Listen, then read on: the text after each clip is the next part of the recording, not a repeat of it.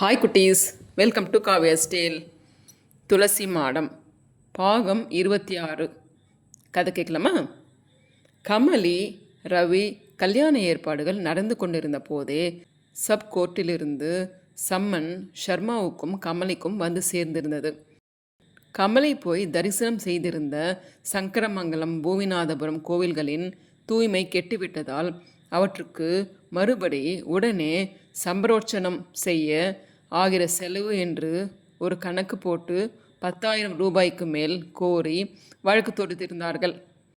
வழக்கு தொடுப்பதற்கான செலவு, தூண்டுதல் எல்லாம் சீமாவையார், அகமது அலிபாய் ஆகியோருடையது என்றாலும் ஒவ்வொரு கோவிலுக்கும் சம்பரோட்சணம், யாகசாலை, கும்பாபிஷேகம், மண்டல அபிஷேக செலவுகளுக்கு நஷ்ட ஈடு கோரி வழக்கு தொடுத்திருந்தவர் பாதிக்கப்பட்ட உள்ளூர் ஆஸ்திகர் என ஒருவராகவோ சிலராகவோ முன் வந்திருந்தார்கள். கோவிலில் கமலி நுழைந்ததனால் தூய்மை கெட்டுப்போய் ஆஸ்திகர்களும் முறையான இந்துக்களும் தொழுவதற்கு பயன்படாமற் போய்விட்டதென்றும், எவ்வளவு விரைவில் கும்பாபிஷேக ஏற்பாடு செய்ய முடியுமோ அவ்வளவு விரைவில் செய்தாக வேண்டும் என்றும் வழக்கு தொடுத்திருந்தார்கள். எனவே ஷர்மாவுக்கும் கமலிக்கும் வந்திருந்த கோர்ட் நோட்டீஸில் விரைவாக விசாரணைக்கு ஒரு தேதி குறிப்பிட்டிருந்தது. முன்பு செய்தது போலவே கோர்ட் நோட்டீஸுடன் வேணுமாமாவிடமே கலந்து ஆலோசித்தார் ஷர்மா. வேணுமாமா சிறிதும் கலங்காமல் யோசனை சொன்னார். கல்யாணத்துக்கு ஒரு வாரம் இருக்கிறப்போ பார்த்து நீரும் கமலியும் கோர்ட்டில் வந்து நிற்கிற மாதிரி நோட்டீஸ் அனுப்பியிருக்கா. பரவாயில்லை, கவலைப்படாதேயும். ப்ராக்டிஸ் பண்ணாததாலே எனக்கு வக்கீலுக்கு படித்ததே மறந்து போச்சு. ஆனால் இந்த கேஸில் உமக்கும் கமலிக்கும் நானே வக்கீலாக இருந்து கவனிச்சுக்கிறேன். பைத்தியக்காரத்தனமாக இந்த கேஸை போட்டவங்க மூஞ்சியில் கரியை பூசுண்டு போறாப்புல பண்ணுறேன்னா இல்லையா பாரும். இப்போது நீங்கள் எதுக்கு சிரமப்படணும்? வேறு யாராவது வக்கீல் கிட்ட விட்டுடலாமே. இதனாலே கல்யாண ஏற்பாடுகளை நீங்கள் கவனிச்சுண்டு இருக்கிறது தடைப்படுமே? ஒன்றும் தடைப்படாது. இந்த கேஸில் சில நுணுக்கமான ஆர்கியூமெண்ட்டுகள் இருக்குது. இதையெல்லாம் பற்றி நான் ஏற்கனவே யோசித்து வச்சுருக்கேன். பூன்னு உள்ளங்கையாலே ஊதி விடுறாப்புல ஊதி விட்டுடலாம். கவலைப்படாதேயும் ஷர்மா. என் தலையை உருட்டணுங்கிறதுக்காகவோ என்னவோ எல்லா பேப்பர்லேயும் கொட்டை எழுத்தில் பெரிய நியூஸாக போட்டுட்டா. சாதாரணமாக எத்தனையோ கேஸ் சப்கோர்ட்டில் வர்றது, அதையெல்லாம் நியூஸாக போடுறதில்ல. தலையை உருட்டணும்னு பேப்பர்காரர்களுக்கு ஒன்றும் இராது. வெள்ளைக்காரி கோவிலுக்குள்ளே நுழைஞ்சிட்டாலுன்னு வழக்குன்னா அதில் ஒரு சென்சேஷன் இருக்கோ இல்லையோ, அதனால் பெரிய நியூஸாக போட்டுட்டா. நஷ்ட ஈடு கேட்டு வழக்கு போட்டிருக்கிற புள்ளிகளிலே இரண்டொருத்தர் அந்தந்த கோவில்களோட தர்மகர்த்தா குழுவில் கூட இருக்கா.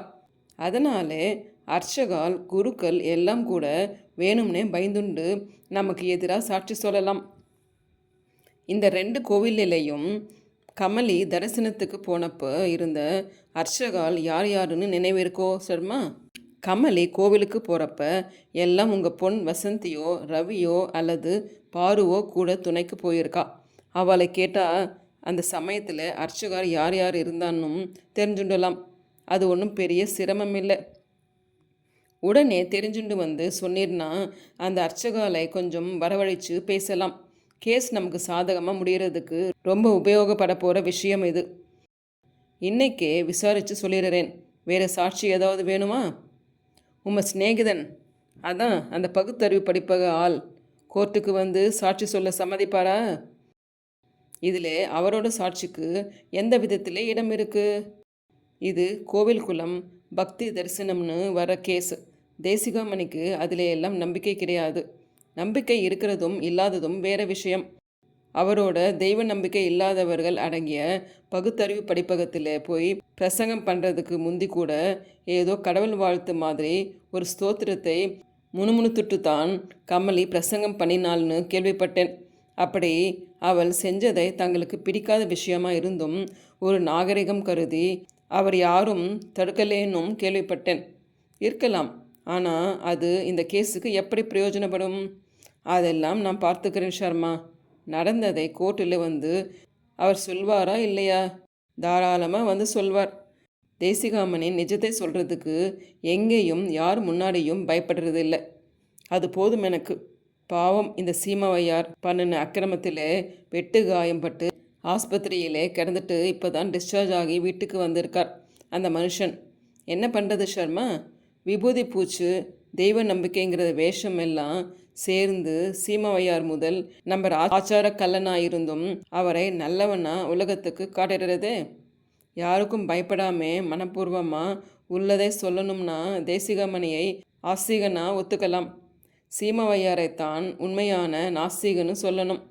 வேஷம் போடுறவனை விட வெளிப்படையானவன் யோக்கியன். சீமாவையாருக்கு சாஸ்திரம் புராணம் சம்பிரதாயம் ஒரு மண்ணும் தெரியறதாக வேஷம் போடுறார். உன்னை குறை சொல்லி பேசுறதுன்னா கூட அதை பற்றி முழு விவரமும் தெரிஞ்சுக்காம பேசப்படாதுன்னு அத்தனையும் முறையாக கத்துண்டு ஒன்றுமே தெரியாத பாமரன் மாதிரி நடந்துக்கிற தேசிகமணி எவ்வளோ சிலாக்கியன் என்பேன்.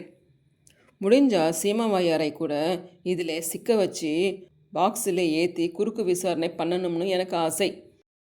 அவர் தான் நேரே வரவே மாட்டாரே. மற்றவாளை தூண்டிவிட்டு ஆழம் பார்க்குறதே அவர் வழக்கம். மற்றவாளுக்கு கெடுதல் பண்ணுறதையே ஒரு ஆர்ட்டாக டெவலப் பண்ணிண்டவர் அவர். அவரோட பக்தி விசுவாசம் எல்லாமே வெறும் பாசாங்கு. கமலி கோவிலுக்கு வந்ததாலே கோவிலோட சுத்தம் கெட்டு போச்சுன்னு கேஸ் போட்டு இருக்கிறதுலேருந்தே அது தெரியலையா? சும்மா பேருக்குத்தான் கமலி மேலே கேஸ் போட்டு இருக்காளே ஒழிய உண்மையிலேயே அவள் கோபமெல்லாம் என் மேலேயும் தேசிகாமணி மேலேயும் தான். என்னை சிரமப்படுத்தணும், எனக்கு தொந்தரவு கொடுக்கணும்னு தான் எல்லாம் நடக்கிறது. சீமாவையார் பார்த்துண்டிருந்த ஸ்ரீமருத்து முந்திராதிகாரி பதவியாலே பல வகையிலே அவர் நிறைய பணம் பண்ணிக்க வழி இருந்தது.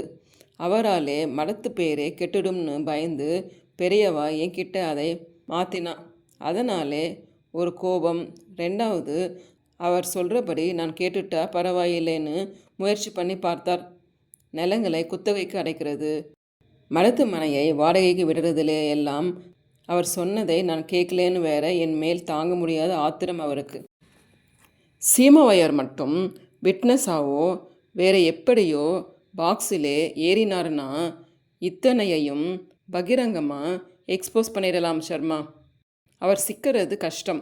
தண்ணி பாம்பு மாதிரி சுபாவம் அவருக்கு. தலையை மட்டும் வெளியிலே நீட்டுவார்.